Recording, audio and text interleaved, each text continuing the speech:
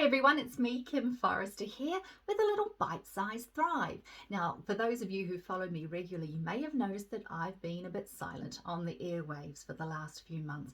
And that's simply because in my life, I've been going through some really challenging and intense times. And I know that you know this. There are times in our life where things are so difficult on a day-to-day basis that we actually just need to put our head down, right? And take one step after the other and take care of ourselves and take care of our environment, and to put all of our focus and our energy into just keeping our head above water. So that's where I've been, and I wanted to share that with you because it's likely that you have also had challenging times and difficult times like that in your life as well, if not over the past month, a few months, and at least over the past year. And I know that because everyone I know and love, all my friends, all of my family, everybody I know has had a shocker of a year. It's been very, very demanding on us emotionally, psychologically, spiritually, just to keep our head above water in 2021. I want you to know that if you have been struggling in this past year, if things don't feel okay, if things don't feel normal, yeah, that's right. And most of us on the planet are feeling that way along with you. So know that you are loved and you're supported, and you're certainly not alone. And it's actually because of the challenging year that we've just had that I wanted to come on today, just before the new year, and talk about New Year's resolutions. Now, there's something really powerful about setting an intent for ourselves, right? Setting a New Year's resolution and deciding that we're going to change the way that we be in the world. And there's certainly something really powerful about the ritualistic date of the new year, the 1st of January, right? Psychologically, emotionally, spiritually, we go bang, that's the date that we will make that change. And it does add extra power to our intent. The challenge that I see with New Year's resolutions is that word resolve. When we resolve to do something, we are pouring in our grit and our determination. That's what, to resolve means. Resolution often implies that there has been a problem to which we have found a solution. And neither of those two scenarios seem particularly uplifting.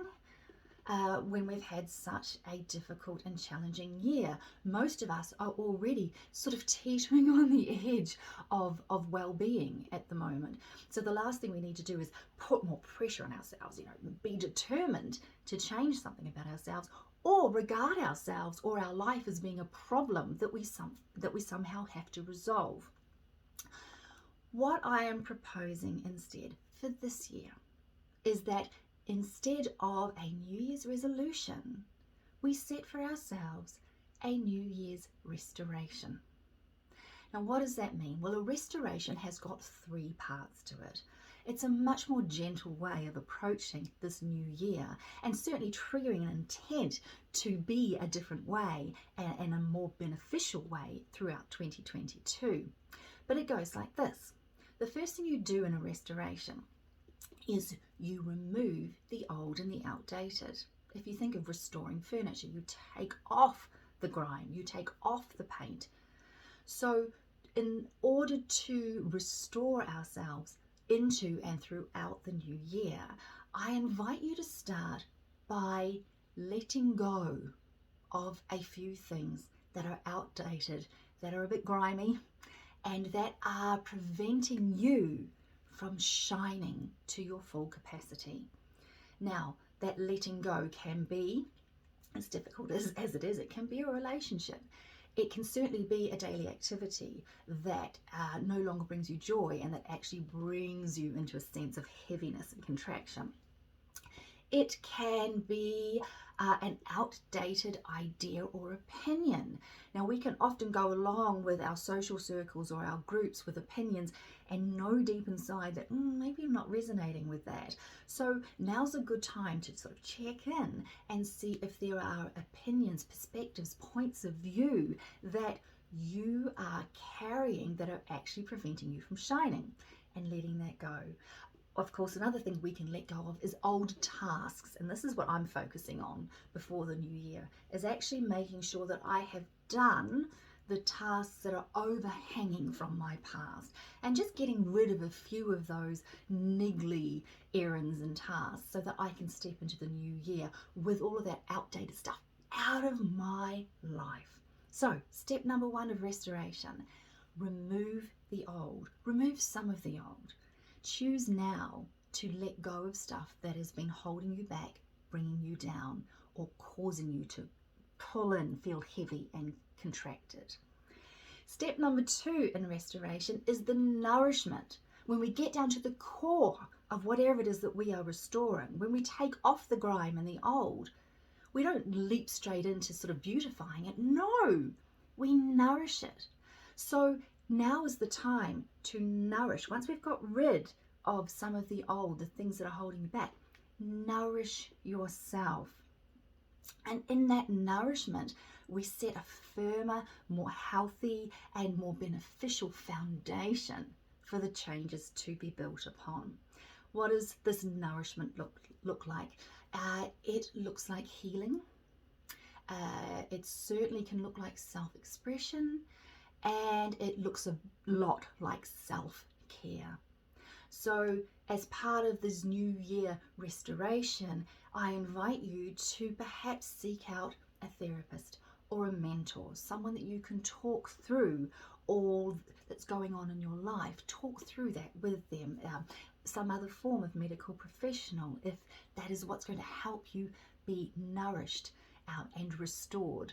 It may also be that you step firmly into a meditation practice, a mindfulness practice, or journaling. I'm no good at journaling, but I do know that it's good for us.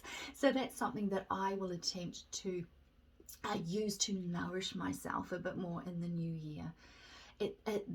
The nourishment part of restoration is about, not about doing, okay, but about drawing into ourselves that which will help us heal in the moment. Third stage of restoration is the enhancement stage. So once we've got rid of the old, once we've nourished the core of what's left, then of course we can start beautifying our lives, beautifying our heart, our soul, our well-being, enhancing our lives with pure joy. The point of the enhancement stage of restoration is to take what has come from the past and to beautify it. So I encourage you, as part of the restoration process, to go out and bring into your life something that is only there because it makes you joyful. Something creative, perhaps. Something to do with nature, perhaps. Something that makes you feel inspired, uplifted, and alive. The other day I was at the supermarket and the busker was singing a favourite song of mine, and I stopped and I stood next to him and I sang the harmony. For the entire song I just sang, because singing brings me joy, and I was standing in a busy shopping centre singing at the top of my lungs, and I did not care because I haven't been able to sing for months, and singing, as I say, brings me joy. And that moment enhanced my entire day. So there we are, my dear friends.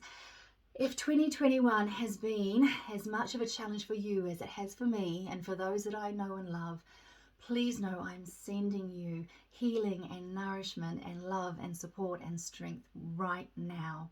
And I do invite you, if you feel that way, if you feel that you are teetering on the edge of your greatest well-being, then let's set the resolution aside just for this new year, and instead let's bring into our life a restoration. 3 steps: get rid of the old, nourish the core, and then enhance what is left with pure joy, creativity, and inspiration. That's it for me, Kim Forrest, a holistic well-being for 2021. It's just always a joy to know that you're here with me, and I'm wishing you all the happiest of New Year's. May 2022 be truly magical for you. Bye.